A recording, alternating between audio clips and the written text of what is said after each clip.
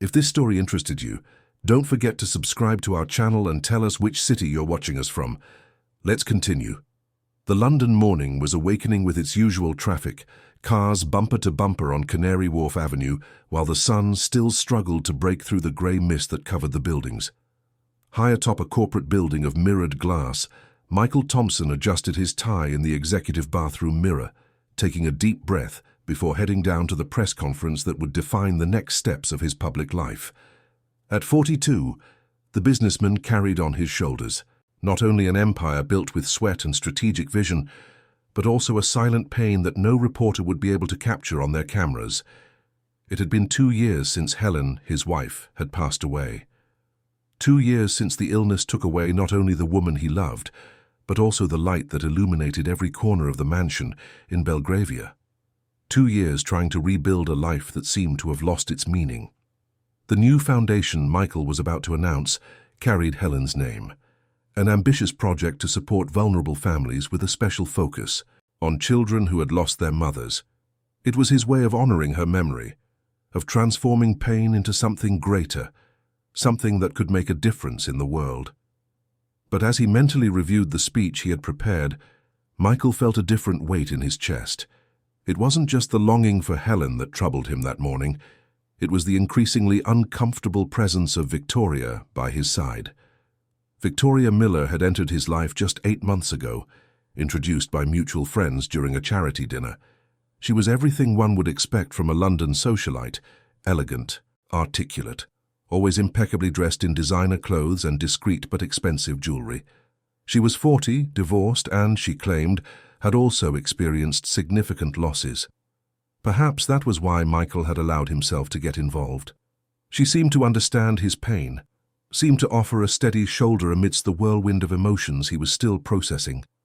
The relationship evolved too quickly for someone who was still silently mourning Helen, too quickly for someone who had a 7-year-old daughter in need of emotional stability. Julia, his little Julia. Thinking of her made Michael's heart ache even more. The girl had her mother's brown eyes, the same sweet smile that lit up any room. Since Helen was gone, Julia had become even more sensitive, quieter, as if part of her childhood had been stolen along with her mother's presence. Michael tried to compensate. He came home earlier whenever possible, took his daughter for walks in Hyde Park on Sundays, read stories to her before bed, but he knew it wasn't enough. He knew that a 7-year-old girl needed more than a busy father full of business responsibilities could offer. That's why 3 months ago, he had accepted Victoria's suggestion. They could live together.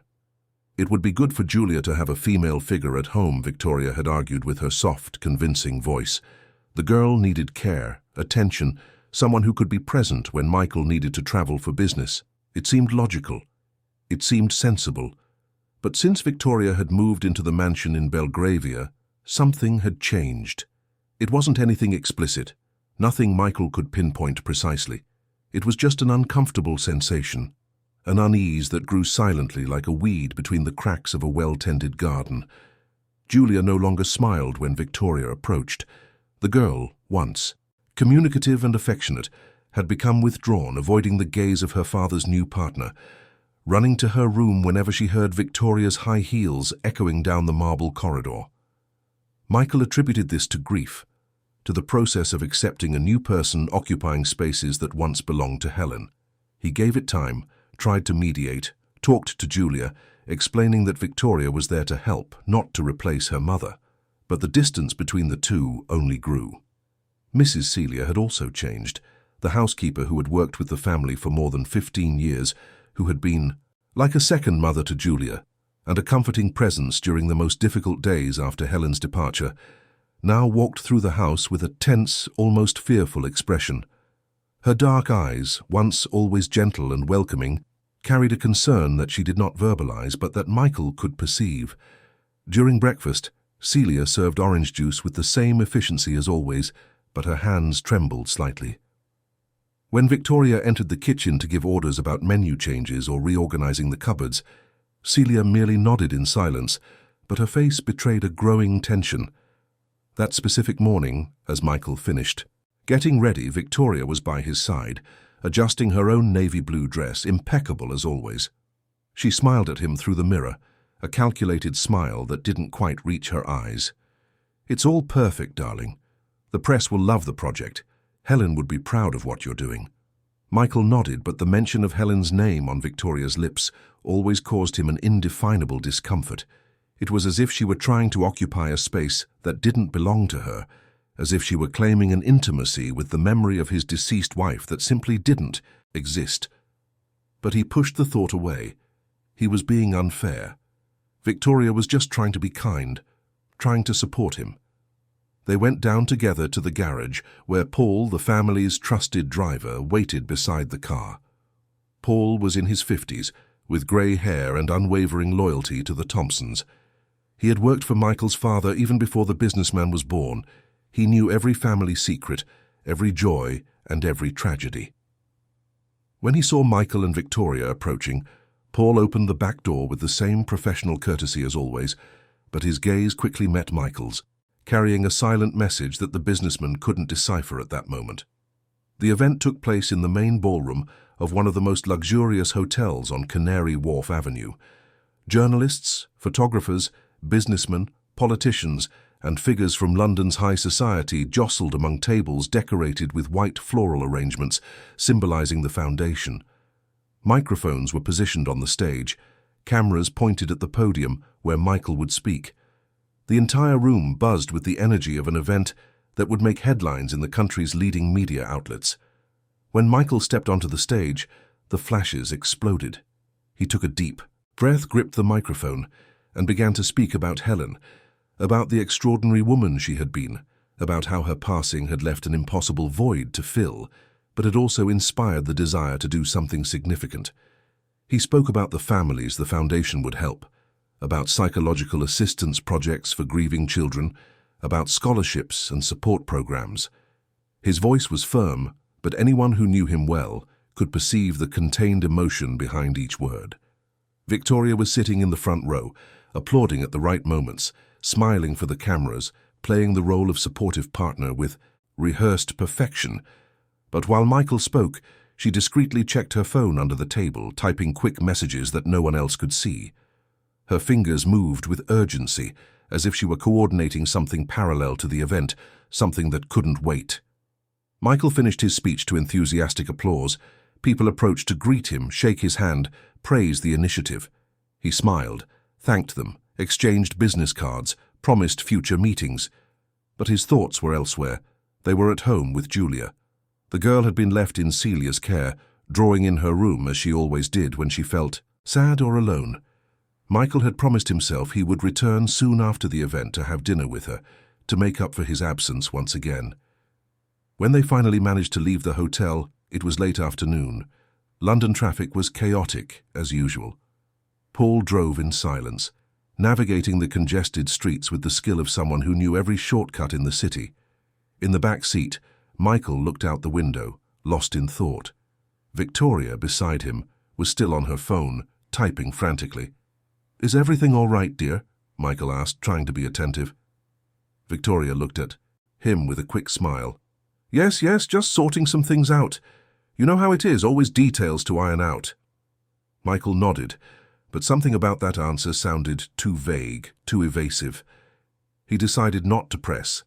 Perhaps he was just tired, too sensitive, seeing problems where none existed. When they finally arrived at the mansion in Belgravia, the automatic gate opened, revealing the impeccably tended garden, the imperial palms lining the entrance, the marble fountain in the center of the front garden. The house was imposing, with 3 floors, wide balconies and enormous windows that seemed to embrace the setting sun. But for Michael, that house no longer felt the same since Helen had left. Something essential had been lost, as if the soul of the place had been taken with her. Mrs. Celia greeted them at the door, as always, but her face was tenser than usual. She greeted Michael with a small nod and practically ignored Victoria, something unusual for someone so polite and professional. "How is Julia?" Michael asked immediately. Celia hesitated for a second before answering. "She's in her room, sir. She drew all afternoon, barely ate." Michael felt a pang of guilt. He quickly went upstairs, leaving Victoria behind. Julia's room was on the second floor, a space Helen had personally decorated with colorful butterfly wallpaper, shelves full of children's books, and a canopy bed that made the girl feel like a princess. When Michael opened the door, he found his daughter sitting on the floor, surrounded by colored pencils and scattered sheets of paper. Julia looked up when she saw him, and her face instantly lit up. "Daddy!" She ran into his arms, and Michael hugged her tightly, smelling the childlike strawberry shampoo in her hair. For a moment, everything else disappeared. There were no foundations, events, business responsibilities. There was only him and his daughter, and that hug that seemed to heal a little of the pain they both carried. "What did you draw today, my love?" Julia pulled him by the hand to the floor, showing him the drawings. There were figures of trees, flowers, butterflies, and in one of the drawings, 3 people holding hands. A tall man, a small girl, and, between them, a female figure with long hair and a floral dress. "It's you, me and Mommy," Julia said softly, as if sharing a sacred secret. Michael felt his eyes burn but held back the tears. "How beautiful, sweetheart. Mommy would be very happy." Julia smiled, but her smile soon faded. She looked at the bedroom door, as if checking if they were alone, and then whispered, "Daddy, when is Victoria leaving?" The question caught Michael by surprise. "Why do you ask that, Julia?" The girl lowered her eyes. "I don't like her. She's mean to me when you're not around." Michael felt his heart clench. "Mean how, sweetheart? What does she do?" Julia hesitated, as if afraid to speak. "She tells me to be quiet.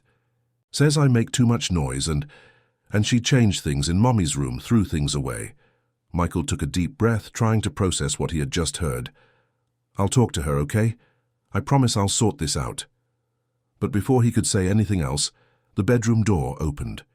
Victoria stood there with an expression that tried to appear gentle, but carried something falsely sweet. "Julia, darling, aren't you going to greet your stepmother?" Julia shrank behind her father.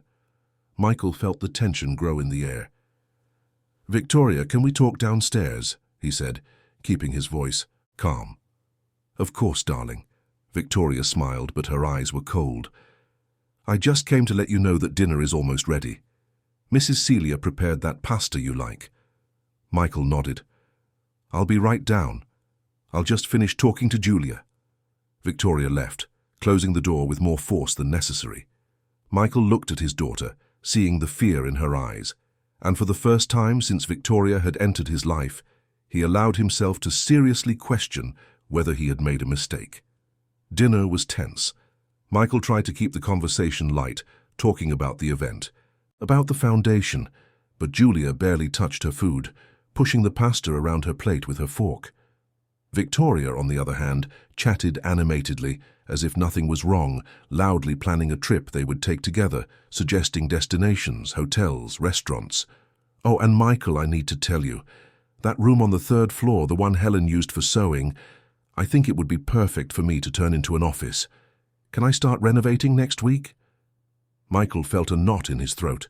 That room still held Helen's unfinished projects, fabrics she had chosen, machines she had used. It was one of the last untouched spaces in the house. "Victoria, I think it's better to leave it as it is for now." Her smile wavered. "Michael, darling, it's been 2 years. We can't live in the past forever. The house needs to move on. We need to move on." There was something in the way she said it that sounded too calculated, as if it were a rehearsed phrase to appear reasonable, but which in fact hid other intentions. Michael didn't respond. He just continued eating in silence. After dinner, Michael took Julia to her room and read her a story before bed. The girl clung to him, asking him to stay until she fell asleep. He stayed, sitting on the edge of the bed, stroking his daughter's hair, until her breathing became calm and deep. When he finally went downstairs, he found Victoria in the living room reclining on the sofa with a glass of wine in her hand. "We need to talk," Michael said, sitting in the armchair opposite her. "About what?" "About Julia. She told me you've been harsh with her when I'm not around." Victoria gave a light laugh, as if the accusation were absurd. "Michael, children always exaggerate. I'm just setting boundaries, something she clearly didn't have before. You spoil her too much." It's not spoiling her, it's taking care of her. She lost her mother, Victoria. She's still processing that. And I'm trying to help, but for that she needs to respect me and you need to support me. Michael felt his irritation grow. I support you, but I won't allow anyone to hurt my daughter. Victoria placed her wineglass on the table with an abrupt movement. No one is hurting anyone, you're being dramatic. She stood up and left the room, leaving Michael alone with his thoughts. He ran a hand over his face, exhausted. Perhaps he was being dramatic. Perhaps he was seeing problems where none existed, but the feeling that something was deeply wrong did not leave him. In the following days, Michael immersed himself in work. The foundation demanded attention, meetings accumulated, trips needed to be planned. He left home early and returned late, always finding Julia already asleep. Victoria, in turn, took more and more control of the house. She moved furniture around, dismissed old employees, hiring new ones she recommended, reorganized cupboards, and redecorated rooms without consulting Michael. Mrs. Celia, in particular, seemed to be suffering from the changes. The housekeeper, who once had the freedom to manage the house as she saw fit, now received constant orders, was questioned about every decision, and lived under a climate of permanent tension. One morning, a week after the foundation event, Michael received an urgent phone call. He needed to travel to Edinburgh immediately. An important investor wanted to discuss a partnership that could multiply the foundation's resources, but the meeting needed to happen in person and as quickly as possible. Michael hesitated. He didn't want to leave Julia, but the opportunity was too great to ignore. Victoria reassured him. Go, darling, I'll take care of everything here. Julia will be fine. I promise I'll treat her as if she were my own daughter. There was something in the way she said that which bothered Michael, but he didn't have time to analyze it. He quickly packed his bags, said goodbye to Julia, promising to return soon, and boarded the flight to Edinburgh that same afternoon. What he didn't know was that as soon as the car taking him to the airport disappeared around the corner, the smile on Victoria's face completely vanished, replaced by a cold and calculating expression. The mask had fallen, and the true Victoria was about to emerge. Mrs. Celia watched everything from the kitchen, her heart heavy with a dark premonition that something terrible was about to happen. She looked at the phone on the counter, thinking of calling Michael, of warning him. But warn him about what exactly? About a feeling? About a fear she couldn't name? Upstairs, in the butterfly-decorated room, Julia drew alone, unaware that the next few days would change everything. In her hands, a blue-colored pencil drew the sky, and in that sky a single dark cloud was beginning to form, foreshadowing the storm that was to come. The mansion in Belgravia had never seemed so large and silent. Julia was sitting at the breakfast table, distractedly poking at the buttered bread that Mrs. Celia had prepared. The housekeeper watched the girl with concern, noticing how she barely ate, how her brown eyes seemed dull, without their former sparkle. It had been 3 days since Michael had left for Edinburgh, and in those 3 days the atmosphere of the mansion had completely changed. Victoria came down the stairs that morning wearing an elegant beige pantsuit, her hair perfectly styled, her nails done. She smiled as she entered the kitchen, but it was a smile that didn't reach her eyes. "Good morning, Julia." "Good morning, Celia." Mrs. Celia responded with a dry nod, but Julia kept her eyes fixed on her plate, not answering. Victoria pulled out a chair and sat at the table, pouring herself coffee with the tranquility of someone who was absolutely in control of the situation. "Julia, when I speak to you, I expect an answer. Good morning." Girl slowly raised her eyes, her voice almost a whisper. "Good morning." "Very good." Victoria took a sip of coffee, savoring it as if tasting a victory. "Celia, starting today, we're going to make some changes to the house. I want Julia's room to be moved to the 3rd floor. That small room next to the old sewing room will serve perfectly." Mrs. Celia's eyes widened in disbelief.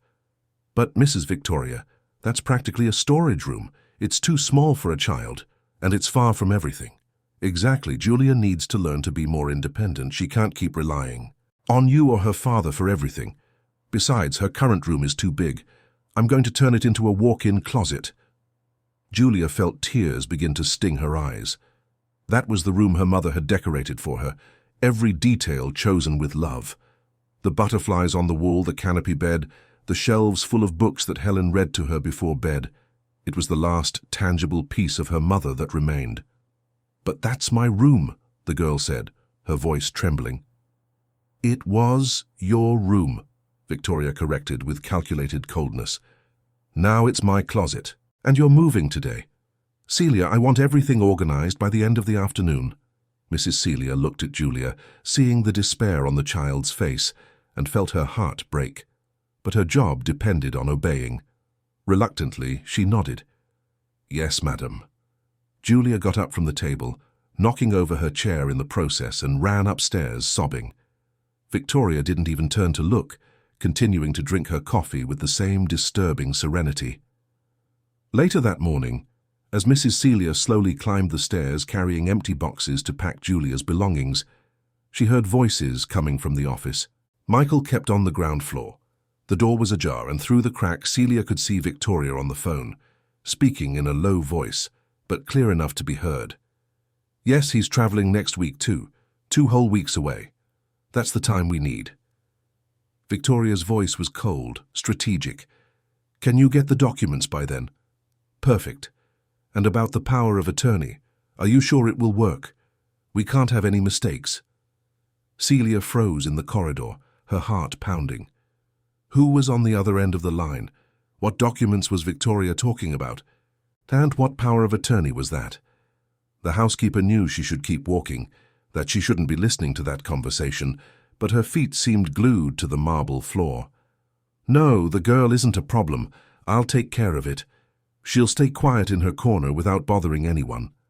Victoria gave a low, cruel laugh. "And if she tries to tell her father anything, I'll simply say it's a spoiled child's tantrum. Michael is so full of guilt, he believes anything I say."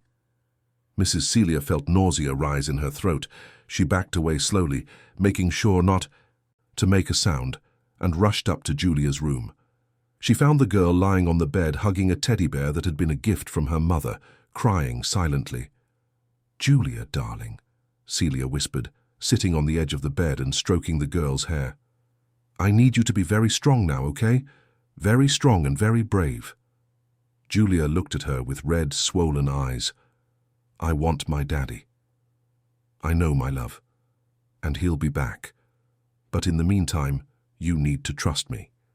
No matter what happens, no matter what Victoria says. Or does you need to be strong? Your mother would be very proud of you." The girl nodded, wiping her tears with the back of her hand. Celia hugged her tightly, feeling the weight of the responsibility to protect that child, knowing that something very wrong was happening in that house, but not knowing exactly what or how to stop it. That afternoon, Julia's room was dismantled. Victoria personally supervised every detail, ordering furniture to be removed, the butterfly wallpaper to be torn off, the bookshelves to be emptied. Julia watched everything from afar, in the hallway, hugging her teddy bear, seeing pieces of her childhood being destroyed before her eyes. Mrs. Celia tried to save what she could, putting away drawings, photos, small objects that had sentimental value to the girl, hiding them in boxes that she secretly took to the small room on the 3rd floor. Julia's new room was tiny, barely fitting a single bed and a small wardrobe. It didn't have the abundant natural light of the previous room. The window was small and overlooked the backyard, where the apple tree Helen had planted swayed in the wind. At least from there, Julia could see the apple tree, the last physical connection to her mother. At night, when Julia was lying in that cramped, strange space, she heard footsteps in the hallway. Victoria opened the door without knocking, holding a glass of milk. "I brought your milk. Drink it all." Julia looked at the glass suspiciously. "I'm not thirsty." "I didn't ask if you were thirsty. I told you to drink." The girl took the glass with trembling hands and took small sips under Victoria's watchful eye. The milk tasted strange, slightly bitter, but she didn't dare complain. When she finished, Victoria took the empty glass and left without saying good night, locking the door from the outside. Julia heard the click of the lock and felt panic rise. She ran to the door, trying to open it, but it was locked. She knocked on the wood, called for Mrs. Celia, but no one answered. Finally, exhausted and frightened, the girl went back to bed, hugged her teddy bear and cried herself to sleep. Meanwhile, downstairs, Victoria was again on the phone. "Everything is fine. The girl is under control. Now we just need to make sure he stays away long enough for us to finalize everything. Can you get the bank papers tomorrow? Perfect. And the other contact, the one you mentioned, does he accept the job?" Across the room, hidden behind the kitchen door, Mrs. Celia heard everything, her heart racing. She knew she had to do something, that she couldn't just stand by while something terrible unfolded. But what? How? If she told Michael, it would be her word against Victoria's. And Victoria was convincing, manipulative. She knew exactly how to turn any situation to her advantage. Celia decided she needed proof, concrete proof of whatever Victoria was planning. The next day, when Victoria went out for a supposed lunch with friends, the housekeeper entered the office that the new lady of the house had set up for herself. On the desk, piles of documents. Celia began to leaf through them with trembling hands, not fully understanding the legal jargon, but recognizing signatures, stamps, bank account numbers. There were powers of attorney, asset transfer contracts, documents that seemed to give Victoria powers over Michael's companies and accounts. With her phone trembling in her hands, Celia photographed everything she could, saving the images in a hidden folder. Then she heard the sound of a car. In the driveway, Victoria was returning early. Celia quickly arranged the papers exactly as they were and ran to the kitchen, pretending to be busy preparing lunch. Victoria entered the house accompanied by a man Celia immediately recognized. Her heart sank. It was Robert Caldwell, the former financial manager of the Thompson Companies, whom Michael had fired 2 years ago on suspicion of fraud. What was he doing there? Celia pretended not to recognize him, greeting them with her usual formality, but her ears were alert. Victoria and Robert went straight to the office, closing the door. The housekeeper approached, discreetly pressing her ear to the wood. "I got the signatures you asked for." Robert's voice was low, conspiratorial. "The forger did a perfect job. No one will notice the difference." "Excellent. And what about the bank?" "All set. As soon as you present the power of attorney, you'll have full access to the accounts. We can start the transfers next week." "And Plan B?" Robert hesitated. "Are you sure? It's a big risk." "I'm sure. If anything goes wrong, we need a guarantee. And she's the perfect guarantee." Celia couldn't hear anything else, but what she had heard was enough to terrify her. They were planning to rob Michael, and Julia somehow was involved in this as a guarantee. Guarantee of what? That night, Celia waited for Victoria to fall asleep and silently went up to Julia's small room. She unlocked the door with the master key she kept and entered. The girl was awake, sitting on the bed, looking out the window at the apple tree below. "Julia, are you all right?" The girl turned, and Celia saw that she was pale, with deep, dark circles under her eyes. "I'm dizzy and hungry. Victoria doesn't let me eat properly." Celia felt rage boil but kept calm. "I brought this for you," she said, taking a sandwich wrapped in a napkin from her apron pocket. "Eat slowly and hide the evidence well." Julia devoured the sandwich as if she hadn't eaten in days. "When are you going to talk to my daddy?" "Soon, darling, very soon. But first I need to gather more information. Do you trust me?" Julia nodded, her eyes full of tears. "I trust you." Celia hugged her before leaving, locking the door again to avoid suspicion. She knew she was risking everything, but she couldn't abandon that child.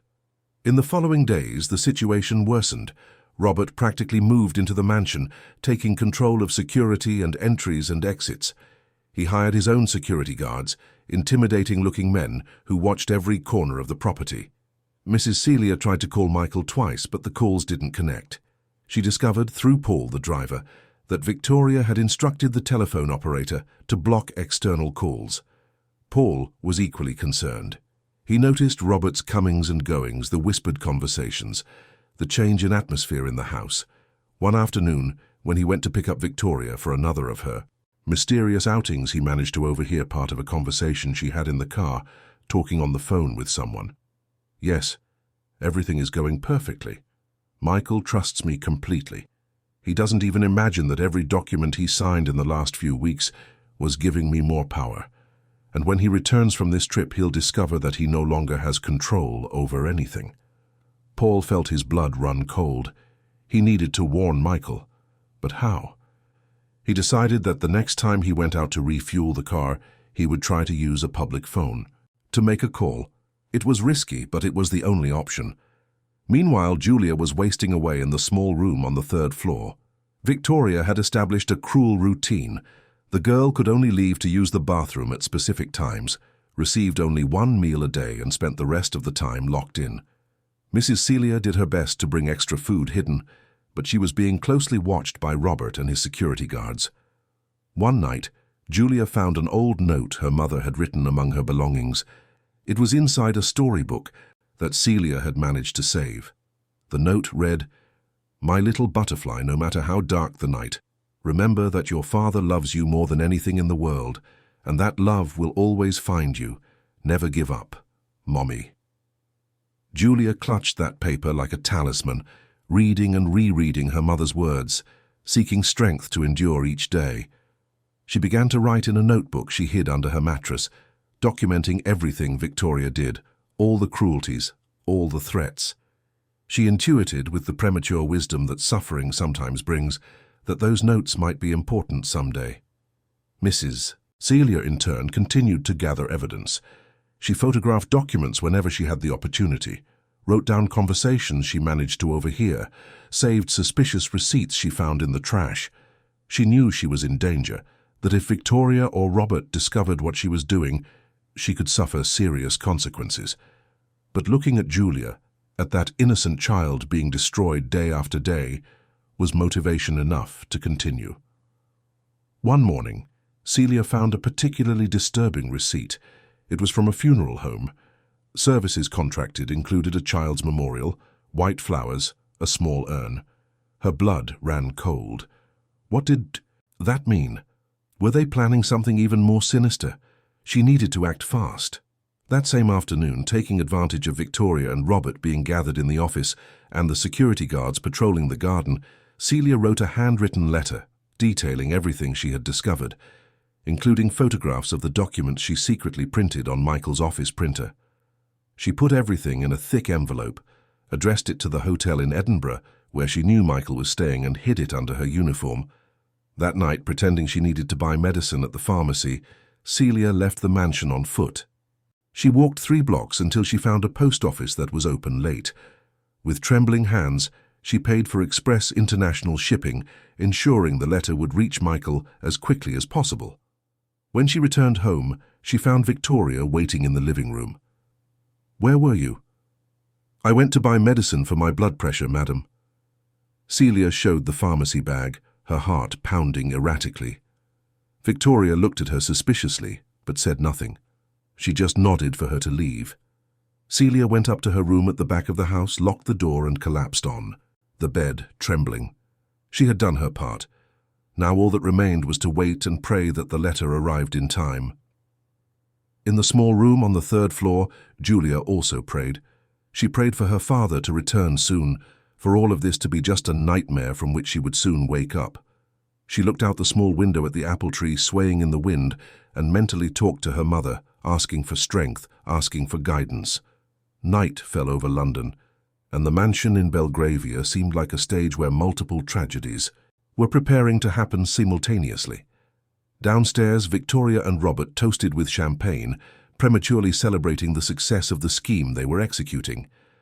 In the maid's room, Mrs. Celia prayed in silence, hoping her letter would arrive in time. And in the cramped little room on the 3rd floor, a 7-year-old girl held a yellowed note from her mother and clung to the hope that her father's love really would find her, no matter how dark the night. And in Edinburgh, thousands of miles away, Michael Thompson participated in another business meeting, completely oblivious to the fact that his life, his daughter, and his assets were being systematically destroyed by someone he had placed his trust in. But that was about to change, because Mrs. Celia's letter was already on its way, carrying truths that would explode that reality carefully constructed by Victoria, revealing the full extent of the betrayal and cruelty that had settled in the heart of that house. Michael was sitting in his hotel room in Edinburgh, reviewing contracts and spreadsheets spread across the desk. That day's meeting had been productive but exhausting. The investor had shown real interest in the foundation, and the numbers were starting to make sense. More resources meant more families helped, more children supported. It meant giving purpose to the pain he still carried from Helen's loss. But even amidst the numbers and projections, his mind constantly returned home to Julia. He had tried to call 3 times that day, but none of the calls had connected. Line problems, probably. London always had these instabilities. There was a knock at the door. Michael got up, expecting it to be room service with the dinner he had ordered. But when he opened it, he found a reception employee holding a bulky envelope. "Express correspondence. For you, Mr. Thompson, it just arrived." Michael thanked him and closed the door, looking at the envelope with curiosity. He wasn't expecting anything. The sender was Celia Santos, and the address was that of the mansion in Belgravia. Why would Mrs. Celia be sending express correspondence? A chill ran down his spine. He tore open the envelope in a hurry and found several handwritten pages, photographs and documents. He began to read, and with each line, he felt the ground disappear beneath his feet. "Mr. Michael, I'm writing this letter because I can no longer contact you by phone, and what I have to say cannot wait. Since you left, terrible things have been happening in this house. Mrs. Victoria is not who you think she is." Michael continued reading, his eyes wide, his hands trembling.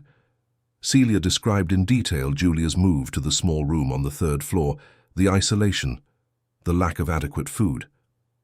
She described the conversations she had overheard between Victoria and a man named Robert Caldwell, a name that made Michael feel nauseous. Robert, the manager he himself had fired for fraud. Celia had attached photographs of documents he immediately recognized as forgeries of his signature, powers of attorney he had never signed, bank transfer authorizations he knew nothing about. But what shook him most was the final photograph. A receipt from a funeral home. Services for a child's memorial. Name unspecified, but the specifications were clear. Small urn, white flowers, decoration suitable for a 7-year-old child. Michael felt the world spin. He dropped the papers on the bed and ran to the bathroom, vomiting. When he managed to compose himself, he returned to the room with shaky legs and grabbed his phone, immediately dialing the mansion. The call didn't connect. He tried Victoria's cell phone, voicemail. He tried the landline again. Nothing. It was then that he realized, checking his call history, that none of his attempts to contact them in the last few days had been completed. The calls simply weren't going through. He quickly accessed his laptop and entered the company's banking system. His fingers flew across the keyboard as he checked transactions, accesses, authorizations. What he saw chilled him. There were logins from IP addresses he didn't recognize, pending transfers awaiting final confirmation, accounts that had been opened in his name without his knowledge. Someone was systematically taking control of his financial empire, and that someone had access to information that could only have come from inside his own home. Michael immediately began to act.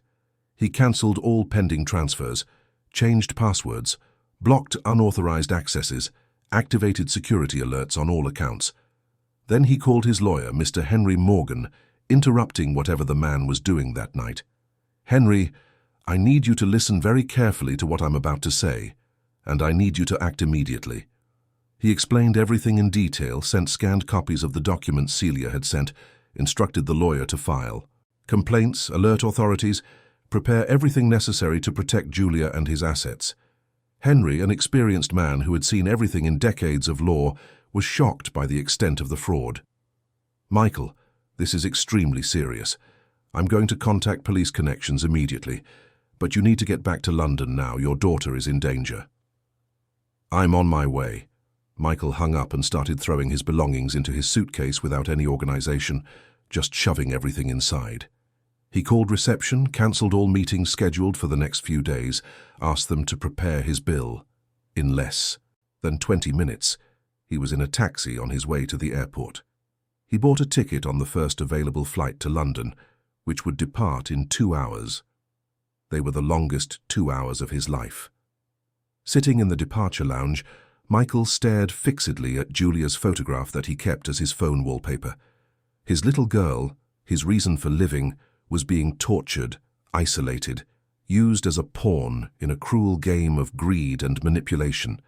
And he, blinded by his own loneliness and need to move on, had brought the snake into his home. He had trusted Victoria. He had believed her when she said she would take care of Julia as if she were her own daughter. How could he have been so naive? Guilt threatened to consume him, but Michael transformed it into determination. Victoria didn't know who she was messing with. He hadn't built an empire from scratch by being weak or passive, and when it came to protecting his daughter, there were no limits to what he was willing to do. The flight finally took off, cutting through the night towards London. Michael couldn't close his eyes for a minute. He kept checking his phone, even knowing there would be no signal, just holding the device as if it could somehow connect him with Julia, make her feel that he was coming back, that everything would be all right. Meanwhile, at the mansion in Belgravia, events were taking an even darker turn. Victoria and Robert had decided to accelerate their plans. The living room was being transformed into something unrecognizable. White flowers covered every available surface. Black velvet sashes were hung on the walls. In the center of the room, absurdly, they had placed a small urn, empty but symbolically powerful. It was a morbid scene, calculated to shock, to psychologically destroy. Mrs. Celia watched everything with growing horror from the kitchen doorway. What were they doing? Robert coordinated men who brought more decorations, more floral arrangements. There was even a list on the table with names of people who would be invited to that false memorial.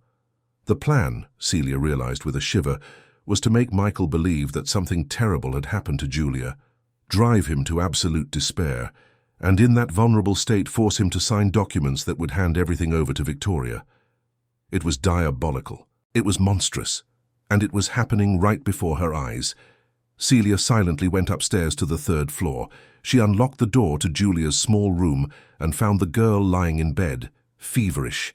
The child was visibly thinner, her skin pale, her eyes sunken. When she saw Celia, she tried to smile but barely had the strength. "Aunt Celia, has my daddy returned?" "He'll be back soon, my love, very soon. I promise." Celia held the girl's hand, feeling it too warm. Julia had a fever. She needed a doctor.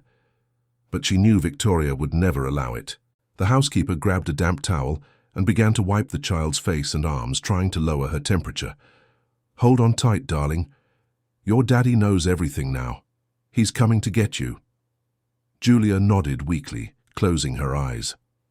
Celia stayed there for a few more minutes, praying softly, asking for strength for that innocent girl. Then she heard footsteps in the hallway. Quickly she left the room and locked the door again, pretending to be just checking if everything was in order. Victoria appeared in the hallway, her eyes cold as ice. "What are you doing here?" "Just checking the room, madam. Everything is in order." "Excellent. Come downstairs. I have instructions for you." Celia obeyed, going down behind Victoria. In the living room, the scene was complete. It really looked like a wake. The housekeeper felt her stomach churn. "Early tomorrow morning you will prepare coffee for some visitors who will come, and I don't want a word from you about anything that is happening here. Understood?" "Yes, madam." "Excellent. Now go rest. Tomorrow will be a long day." Celia returned to her room, but she didn't sleep. She stayed awake all night, on her knees beside the bed, praying for Michael to arrive in time, praying for Julia to hold on, praying for all of this to end soon. Paul, the driver, was also restless. He had managed to make a call from a public phone earlier, trying to contact Michael, but was unsuccessful. He decided that if Michael didn't show up by the next day, he himself would drive to Edinburgh to warn him personally. Loyalty to the Thompson family was above any fear Victoria or her henchmen could inspire. Dawn arrived, and with it, Michael's flight landed at Heathrow Airport. He didn't wait. For his luggage, went straight out of the airport and took a taxi. "To Belgravia, and I need to get there fast." The taxi driver, sensing the urgency in the passenger's voice, sped up as much as London's morning traffic allowed. Michael looked out the window, watching the city wake up, people going to work, life going on as normal while his was falling apart. He checked his phone one more time. 7 in the morning. Henry should already be mobilizing the authorities. Everything needed to happen fast. When the taxi finally stopped in front of the mansion gate, Michael felt his heart race. The house looked the same from the outside, imposing, tranquil, but he knew that inside it was a scene of horrors. He paid the fare without waiting for change and pressed the intercom. No one answered. He pressed again. Silence. Michael didn't hesitate. He typed the gate code that only he, Helen, and recently Victoria knew. The gate opened slowly. He entered, walking quickly along the cobbled driveway, past the fountain, up the steps of the main entrance. He used his key, opened the door, and what he saw made him stop in the middle of the hallway. White flowers, black sashes, candles, and in the center of the room a small urn with a bronze plaque. His heart stopped when he read the engraved name. Julia Thompson. The birth dates and, absurdly, a death date of just 2 days ago. Michael felt his legs buckle. No, this couldn't be real. It was impossible. But the decoration, the memorial, everything seemed so elaborate, so real. For a brief moment, reality seemed to fragment around him. That's when he heard footsteps. Victoria came down the stairs dressed in black, her face composed in an expression of false sadness. "Michael, you're back.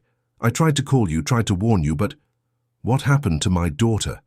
Michael's voice came out hoarse, choked with emotion. Victoria descended a few more steps, her hands dramatically clasped over her chest. "It was so quick, Michael. She had a high fever, so high I called doctors, did everything I could, but where is my daughter? Where is she?" Michael didn't wait for an answer. He rushed past Victoria, leaping up the stairs. He checked Julia's old room, now transformed into a closet as the housekeeper had mentioned in the letter. Empty. He ran to the second floor, checking every room. Nothing. It was then that he remembered the third floor. He ran up the last staircase, finding a narrow corridor with several doors. He began to open each one until he found a locked one. "Julia! Julia, are you in there?" A faint moan from the other side. It was her. She was alive. Michael felt such intense relief that he almost fell to his knees right there. He kicked the door with all his might, once, twice, until the lock gave way and the door burst open. What he saw inside that tiny room made rage explode in his chest like never before. Julia was lying on a bed that was too small, covered by a thin sheet, her face pale and sweaty from fever, her eyes sunken, her body visibly thinner. When she saw her father, her eyes filled with tears. "Daddy," she whispered, extending her weak arms. Michael ran to her, picking her up carefully, feeling how she was too light, too fragile. He held his daughter against his chest, feeling the tears finally roll down his face. "It's all right now, my love. Daddy's here. No one will ever hurt you again." Julia clung to him, crying, trembling. Michael wrapped her better in the sheet and went downstairs, carrying her in his arms. When he reached the ground floor, he found Victoria standing in the middle of the room, next to Robert, who had appeared from somewhere in the house. "Michael, you don't understand," Victoria began, her voice now losing that dramatic tone and gaining a more desperate timbre. "I can explain everything." "Get out of my way." Michael's voice was low, but filled with such intense, contained fury that Victoria instinctively recoiled.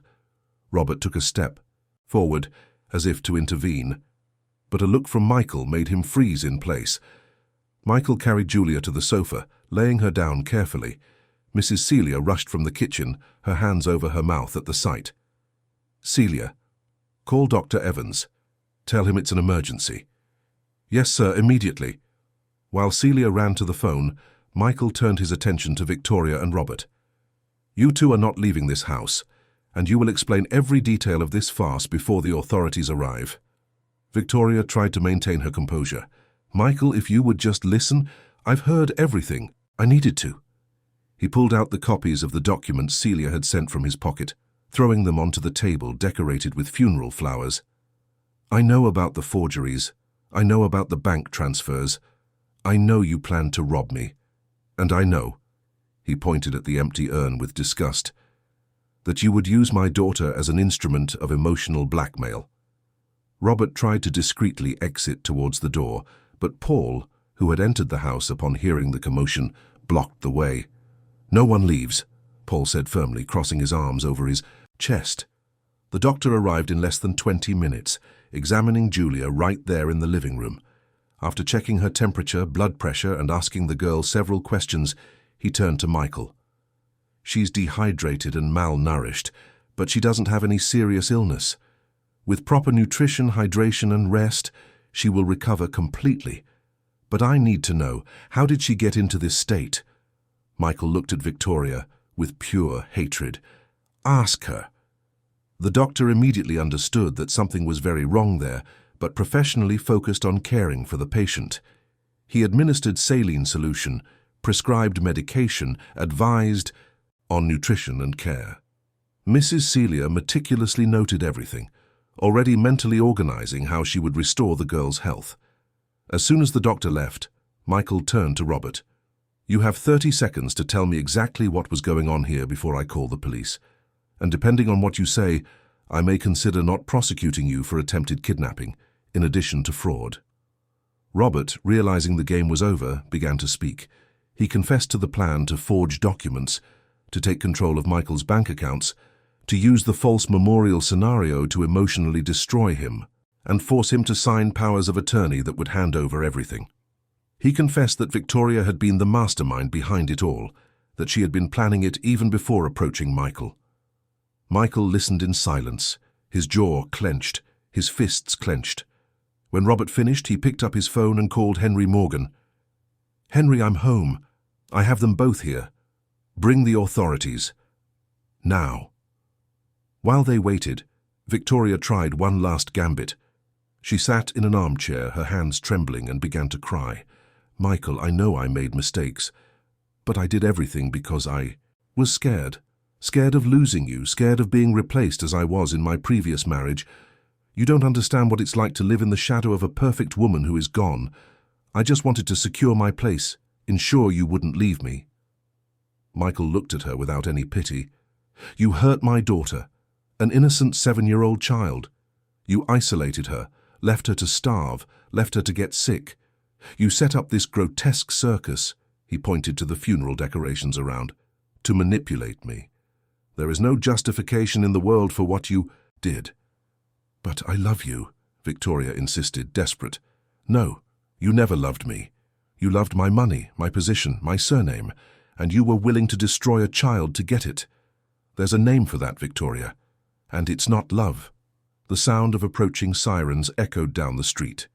Moments later, the house was filled with police officers, investigators, and lawyers. Henry Morgan arrived with a full team, already bringing documents, evidence, court orders.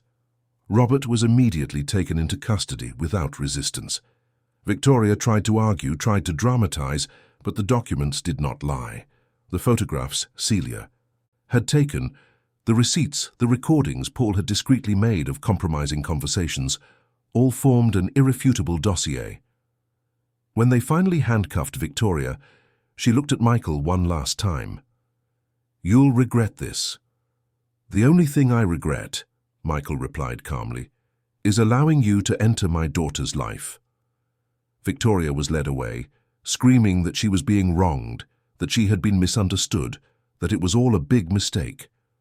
But her words were lost in the night, as the police car disappeared down the street. When the house finally became silent again, only family and trusted employees remained. Michael sat next to Julia on the sofa, holding his daughter's hand. Mrs. Celia brought a warm broth that the girl slowly drank, for the first time in days eating something substantial and made with love. Paul discreetly removed all the macabre decorations from the room, restoring some dignity to the space. "Daddy," Julia said softly, her voice still weak, "you really came back.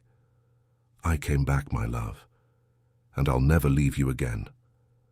The girl smiled, and in that fragile but genuine smile, Michael saw his daughter's impressive strength, the resilience she had inherited from Helen. Julia had survived. They had survived, and from then on everything would be different. The first rays of sun entered Julia's bedroom window, softly illuminating the face of the girl who was finally sleeping peacefully. Michael was sitting in an armchair beside the bed, watching his daughter's every breath, still unable to be away from her for too long. Only 3 days had passed since Victoria and Robert were taken away by the police, but for Michael, it felt like an eternity. 3 days of intensive care, of doctors visiting the house regularly, of Mrs. Celia preparing nutritious meals every few hours, of Paul buying medicines and everything else that was needed. 3 days rebuilding piece by piece the security that had been brutally stolen from his daughter. Julia stirred in bed, slowly opening her eyes. When she saw her father there, she smiled. It was still a small, fragile but genuine smile. "Daddy, you're still here. I'll always be here, my love. I promise." She extended her hand, and Michael held it gently, feeling how the girl's fingers were already a little stronger than 3 days ago. The doctor was right. With proper care, Julia was recovering. Color was slowly returning to her face. Her appetite increased every day, and the sparkle in her brown eyes was beginning to reappear. Mrs. Celia entered the room carrying a tray with oatmeal, chopped fruit, and fresh orange juice. "Good morning, my dear. I brought breakfast." Julia sat up in bed with her father's help and this time ate heartily, chewing slowly, savoring each spoonful. Michael watched with a mixture of relief and sadness. Relief to see her recovering. Sadness to know that this child had gone hungry in her own home under his roof while he was away believing she was being cared for. After breakfast, Michael went downstairs to answer a call from Henry Morgan, his lawyer. The news was constantly updated. Victoria and Robert were detained awaiting trial. The charges were serious: fraud, falsification of documents, attempted embezzlement, mistreatment. The evidence gathered by Celia, the photographs, the forged documents seized at the house, the testimonies of Paul and the security guards Robert had hired, who quickly became witnesses to reduce their own sentences, all formed a solid and irrefutable case. "Michael," Henry said from the other end of the line, "Victoria's defense is trying to claim emotional disturbance, post-traumatic stress, from her previous divorce, trying to paint a picture of a fragile woman who made mistakes out of desperation." "And you think that might work?" "Not with the evidence we have. The funeral home receipt, the staged memorial, the isolation of a 7-year-old child. That's not emotional desperation, Michael. It's cruel premeditation. Any minimally sensible judge will see that." Michael took a deep breath. "I want guarantees that she will never come near my daughter again.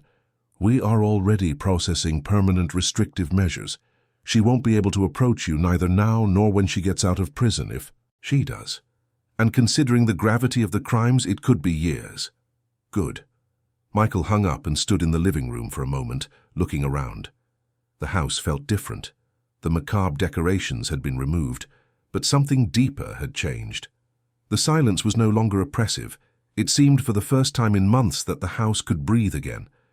Mrs. Celia appeared at the living room door, drying her hands on her apron. "Mr. Michael, may I speak with you?" "Of course, Celia. Please sit down." The housekeeper sat on the edge of the armchair, her hands nervous in her lap. "I wanted to apologize, sir. I should have spoken sooner. I should have warned you about Victoria from the beginning." Michael shook his head. "Celia, you saved my daughter. You risked your job, your safety to warn me. You have nothing to apologize for. I am the one who owes you my thanks, forever." Celia's eyes filled with tears. "That girl is like a granddaughter to me, sir. I couldn't have stood by and watched her suffer." "I know. And for that, you will always have a place in this family. Always." Celia wiped her tears with the handkerchief she took from her apron pocket and smiled, returning to what she does best: preparing the house, caring for Julia, maintaining the routine that brought comfort and security. In the following days, Michael made important decisions. He cancelled all business trips scheduled for the next 3 months. He delegated responsibilities in the company to trusted executives. His priority now was Julia, and nothing else mattered. Every morning he had breakfast with his daughter. They spent afternoons together, sometimes just talking, sometimes drawing, other times reading stories. Gradually, Julia began to open her heart, talking about the terrible days she'd endured, about the fear, about the loneliness. One afternoon, as they sat in the garden under the shade of the apple tree that Helen had planted, Julia looked at her father seriously. "Daddy, you're not going to bring anyone else to live here, are you?" Michael felt his heart clench at the question. "Julia, I promise I will never again bring someone into our lives without being absolutely sure, and more importantly, I will never stop listening to you. If someday in the distant future there is someone, that person will have to win your heart, too. Because we are a team, you and I, and no one gets on this team without approval from both of us." Julia seemed to consider that and then nodded. "Okay, but for now, I prefer it to be just you, me, Aunt Celia and Paul." Michael smiled, hugging his daughter. "For now, we're perfect just like this." 2 weeks later, Michael had an idea. He was looking at the mansion, at that enormous space that had been the scene of so much pain, and thought of Helen, of how she had always dreamed of making a difference in the world, of helping vulnerable children, of transforming pain into hope. The foundation he had created in her name was a start, but perhaps he could do more. Perhaps he could transform that very house into something meaningful. He called Julia to talk. They sat on the living room sofa, and Michael shared his idea. What if we transformed part of this house into a support center for children who have gone through difficult situations? A place where they can receive help, have therapy, participate in art activities, have a safe space to recover. Julia looked around thoughtfully. Like Mommy always wanted to do? Exactly like Mommy always wanted. The girl was silent for a moment and then smiled. "I think she would really like that, and I like it too. Then let's do it." Michael put the idea into practice with the same determination he used in business. He hired architects, psychologists specializing in child trauma, educators, therapists. The east wing of the mansion, which was rarely used, was completely renovated. Rooms were transformed into therapy, art, and music spaces. The garden gained playground equipment, an outdoor reading area, and flower beds that the children could tend. Colors returned to the house. Vibrant yellows, cheerful blues, hopeful greens. The transformation was not only physical but symbolic. Where darkness and manipulation had existed, now light and healing would grow. Julia participated in the entire process. She chose colors for some rooms, suggested books for the children's library that was being set up, and even drew a mural that would be painted on the wall of the art activities room. Being involved in the transformation helped in her own recovery. It gave purpose to the pain she had lived through. Mrs. Celia, seeing the house come alive again, cried with joy as she prepared the kitchen that would serve healthy snacks for the children who would come. Paul, always practical, organized the parking and planned safe routes for transportation. The team that had protected Julia was now preparing to protect and care for many other children. 3 months later, the Helen Thompson Support Center was officially inaugurated. The ceremony was simple but moving. Psychologists, social workers, government representatives, and families who would benefit from the project were present. Michael gave a short speech, talking about Helen, about her vision of a more compassionate world, about transforming personal tragedies into strength to help others. But the most touching moment was when Julia, now 8 years old and visibly stronger and healthier, stepped onto the small stage set up in the garden. With a clear voice, she read an excerpt from a letter Helen had written to her when she was even younger, a letter her mother had left to be opened when Julia grew up. "My dearest Julia," the girl's voice echoed through the silent garden. "If you are reading this, it is because you have grown up a little. I want you to know that no matter what happens in life, you will always have a light within you that no one can extinguish. This light comes from love, from the love your Father has for you, from the love I will always have for you even if I am not present, and from the love you are capable of giving to the world. Never let the shadows extinguish this light. And if one day you go through difficult times, remember, the strongest people are those who transform their pain into strength to help others. You are strong, my butterfly, stronger than you imagine. With all my love, Mommy." When Julia finished reading, there wasn't a dry eye in the garden. Michael went up to the stage and hugged his daughter, tears rolling freely down his face. At the back of the garden, beside the apple tree Helen had planted, a bronze plaque shone under the sun with the inscription, "In memory of Helen Thompson, who believed that love always wins." The center began operating immediately. Children who had experienced abandonment, loss, trauma, began to attend daily. Julia, when not at school, loved being there, playing with the other children, sharing her colored pencils, teaching what she had learned in her own therapy sessions. She had transformed her own pain into deep empathy for others who suffered. Michael significantly reduced his direct involvement in business, maintaining only strategic oversight and focusing most of his time on the foundation and the center. He discovered that this filled him in a way that closing million-pound contracts never had, seeing children smiling in those corridors that once echoed with loneliness and fear, seeing families finding support, seeing transformations happening that had real value. Mrs. Celia often commented, while preparing cakes for the children at the center, that the house had finally regained its soul. Paul, driving children to therapy or educational outings, said that this was the most important work he had ever done in his entire career. 6 months after the center's inauguration, there was a court hearing on Victoria and Robert's case. Michael was subpoenaed to testify. Julia, being a minor, did not have to go, but wanted to write a letter that would be read by the judge. In it, the girl did not ask for revenge or severe punishment. Instead, she wrote about forgiveness, about how she had learned that holding on to anger only hurts those who carry it, about how she hoped Victoria could one day find help for her own problems. The emotional maturity of an 8-year-old child impressed the court. Victoria, when she heard the letter being read, lowered her eyes, her hands trembling on the table. For the first time since everything began, she seemed genuinely affected, not with self-pity, but with the real weight of what she had done. Robert, beside her, kept his head down, knowing there was no defense for his actions.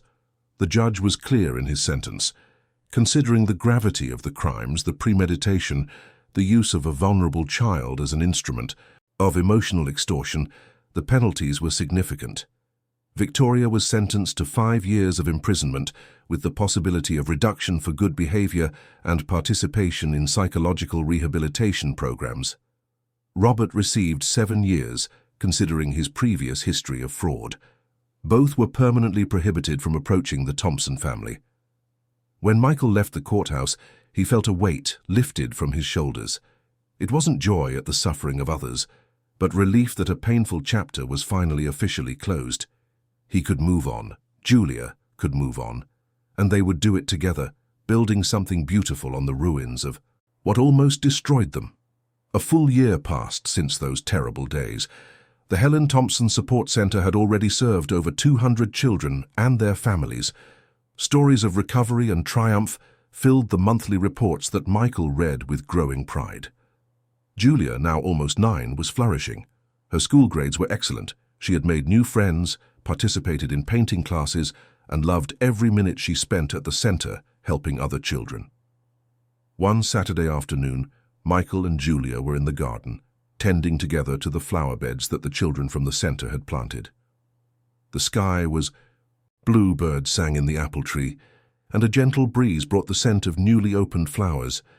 "Daddy," Julia said, pulling a small weed from the flower bed, "do you think Mommy is proud of us?" Michael stopped what he was doing and looked at his daughter. "I'm absolutely sure she is, my love.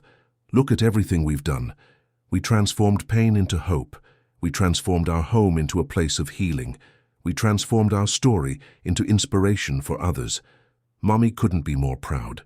Julia smiled, that luminous smile that lit up her whole face, the same smile as Helen. "I'm proud of us too." Michael hugged his daughter, feeling immense gratitude for having this incredible child in his life, for having survived the storm together, for being there in that moment of peace and light. That night, there was a small celebration at the center. It was its 1-year anniversary of operation. Children ran through the garden lit by party lights. Parents conversed gratefully with the team of psychologists and therapists. Mrs. Celia served chocolate treats and cakes. Paul took photos to document every moment. It was a celebration of life, of resilience, of the human capacity to rise again even after the most painful falls. During the party, one of the center's psychologists, Dr. Marina, approached Michael. "I wanted to tell you something. You and Julia are an inspiration to all the families we serve here. They see that it is possible to overcome. They see that light always wins even when darkness seems invincible. What you have done here has changed not only your own lives, but hundreds of others." Michael felt his eyes burn. Dr. Marina was right. They had transformed tragedy into triumph. They had taken the broken pieces of their lives and built a beautiful mosaic of hope. Later, when the party ended and only family remained, Michael, Julia, Mrs. Celia, and Paul sat together on the mansion's veranda, looking at the garden lit by the stars. "You know," Michael said, breaking the comfortable silence, "I spent so much of my life building a business empire, thinking that would define my success. But I realized I was completely wrong. My greatest success is right here." He looked at Julia. "It's you." And he looked around at the center they had created. "It's this. These children, these families, these lives we are helping to transform. This is true legacy." Mrs. Celia wiped a tear. "Mrs. Helen would be so happy seeing all this." Paul nodded. "I've worked in this house for decades. I've seen births, I've seen losses, I've seen everything. But I've never seen so much life as I see now. The house breathes again." Julia, nestled beside her father, looked at the stars. "Mommy is up there watching us. I'm sure of it." "I am too, my love." And she's smiling.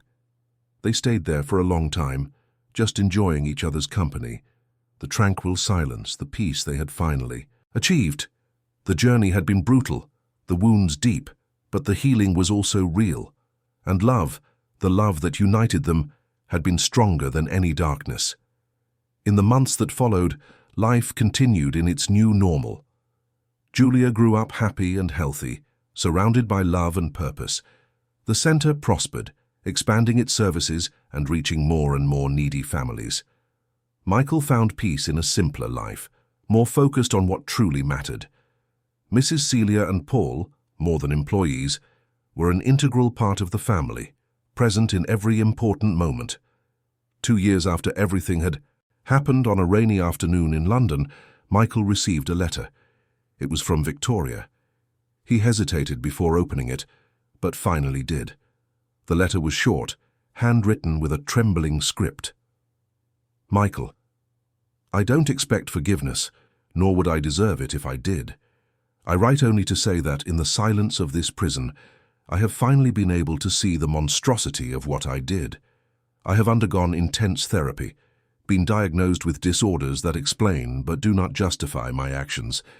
I have learned about the child I hurt, about the family I almost destroyed. I have learned about the darkness I carried for so long and projected onto innocent people. I can never undo what I did, but I want you to know that the pain I caused haunts me every day, and that, if there is any meaning in my suffering now, it is that I finally understood the value of what I tried to steal. A family built on true love. I ask only that, if one day Julia asks about me, you tell her that the woman who hurt her was deeply ill, and that she now regrets every second of those terrible days. Victoria." Michael read the letter twice.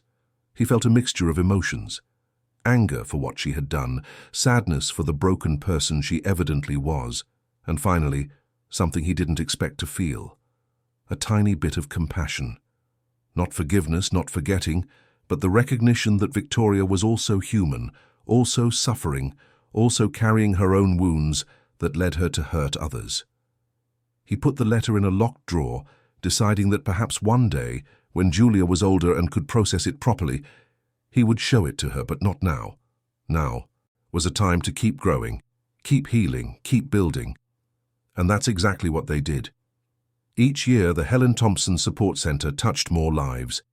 Julia grew up strong, compassionate, and determined, deciding early on that when she grew up, she wanted to be a psychologist to continue the work her parents had started. Michael, seeing his daughter blossom into an extraordinary woman, knew Helen was right in her letter. Julia's light was never extinguished. On the contrary, It shone brighter and brighter, lighting the way for many others. 5 years after everything had happened, in a special ceremony, the Helen Thompson Support Center received national recognition for its exceptional work with traumatized children. Julia, now 13, went up to the stage to receive the award alongside her father. She spoke with impressive maturity about resilience, about transforming pain into purpose, about the importance of never giving up even when all seems lost. That night, back at the mansion that was now both home and healing center, Michael and Julia stood on the veranda, as they often did. The sky was starry, the apple tree swayed gently in the wind. "Daddy," Julia said, "do you think our story can help other people?" "It's already helping, my love. Every child who passes through those doors sees that it is possible to survive, it is possible to recover, it is possible to transform the worst experiences into strength. You are living proof of that." Julia was silent for a moment, and then said something that deeply touched Michael. "I'm grateful, Daddy." Michael looked at her, surprised. "Grateful for what, sweetheart?" "For everything. I know it sounds strange, but if none of that had happened, maybe we wouldn't have created the center. Maybe we wouldn't be helping all those children, obviously. It was horrible, and I wouldn't wish it on anyone. But from that, something beautiful was born, and that taught me that even from the worst things, we can find light." Michael hugged his daughter, unable to speak for a moment, too emotional. Helen would be so proud of the person Julia was becoming, a person who understood, with a depth that went beyond her age, that life is not about avoiding darkness, but about finding light even in the midst of it. End of story. Dear listeners, we hope Michael and Julia's story has touched your hearts. If you were moved by this journey of pain, overcoming, and transformation, please leave a like, subscribe to the channel, and tell us in the comments what stood out to you most. Was it Julia's strength, Mrs. Celia's loyalty, the transformation of the mansion into a center of hope? Every day we bring intense stories like this, which reveal the deepest side of the human soul, showing that even in the darkest hours, the light of love always finds a way. We look forward to seeing you in the next episode with another story that will stir your emotions and make you reflect on the strength that exists within each of us. See you soon.